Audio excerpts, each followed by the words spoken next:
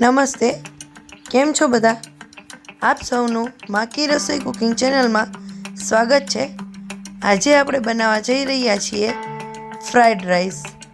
તો ચાલો આપણે આજે તેની રેસીપી જોઈએ.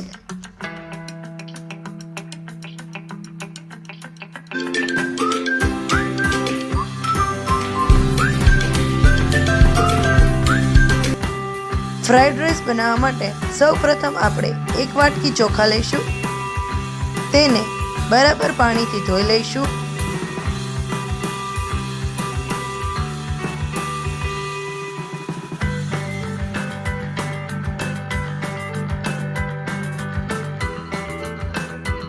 ત્યારબાદ આપણે અહીં રાઈસ બનાવવા માટે પાણી બોઇલ કરવા મૂકી દીધેલું છે.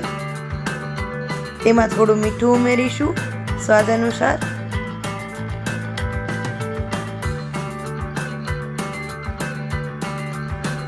પાણી બોઇલ થઈ ગયા બાદ આપણે તેમાં ચોખા ઉમેરી દઈશું. ચોખા 80% કૂક થઈ ગયા બાદ તેને આપણે ઓસાવી દઈશું.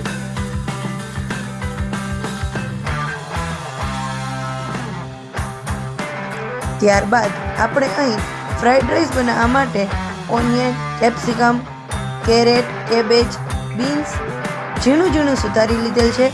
ત્યારબાદ તેમાં green chilli, soya sauce, fried rice મસાલો શેઝવાનનો લઈ લીધેલો છે. ત્યારબાદ આપણે ઓઇલ ગરમ કરવા મૂકીશું.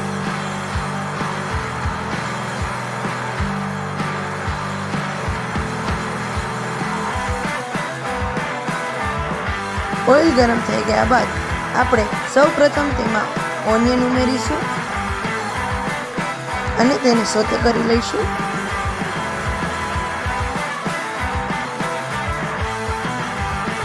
ઓનિયન સોતે થઈ ગયા બાદ તેમાં આપણે કેરેટ, કેપ્સિકમ, બીન્સ અને કેબેજ પણ નાખી દઈશું અને તેને પણ સોતે કરી લઈશું.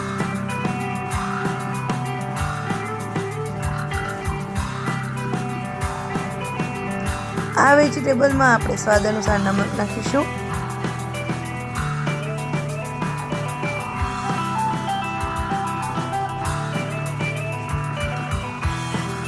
ત્યારબાદ અહીં આપણે શેઝવાનનો ફ્રાઈડ રાઈસ મસાલો નાખીશું અને તેને પણ મિક્સ કરી નાખીશું. ત્યારબાદ તેમાં સોયા સોસ અને ગ્રીન ચીલી સોસ ઉમેરીશું.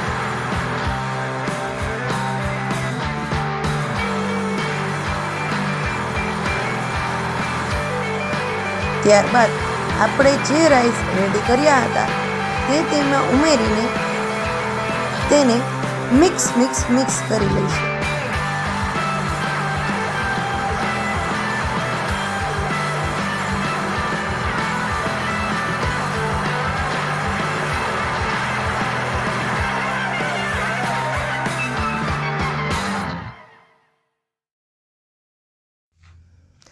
હવે તમે જોઈ શકો છો કે આપણા આ ફ્રાઈડ રાઈસ કેટલા ખીલા બનેલા છે.